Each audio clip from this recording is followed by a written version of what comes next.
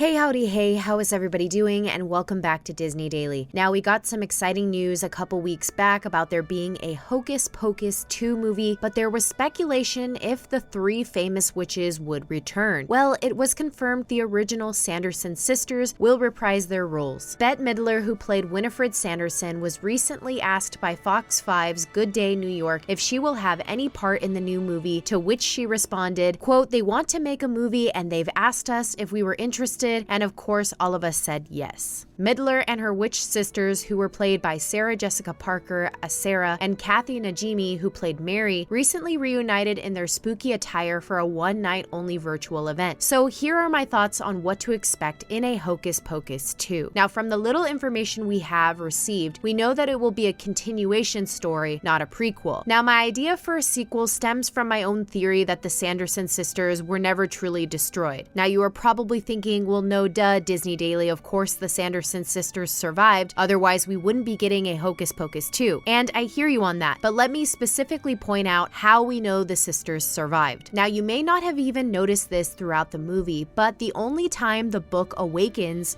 is when it hears its owner's voice, which in this case is Winnie. Now, because the book opens its eyes at the very end of the movie, this leads me to believe that the witches never actually perished, or at least not fully. Perhaps their physical bodies no longer existed, but their spirits or souls lived on and were either bound to the book or bound to the house, meaning the witches could in fact come back from the dead again. I think the creator showing us the book as the last frame was very intentional. I think they wanted to keep options open for another movie. Now, for those of you who may not know, Hocus Pocus was released in 1993, and it performed very poorly and was not considered a fan favorite. Now, let's talk about the two possible ways that they could in fact come back. First up is my own idea. In my version, it is 20 years later from the day the witches were turned to dust. The story would still take place in Salem, but the witches are not brought back this time by a virgin. No, in fact, they are brought back by a modern-day witch who is obsessed with the Sanderson sisters' legacy. The new protagonist is a young teen who loves dark magic and has heard stories all her life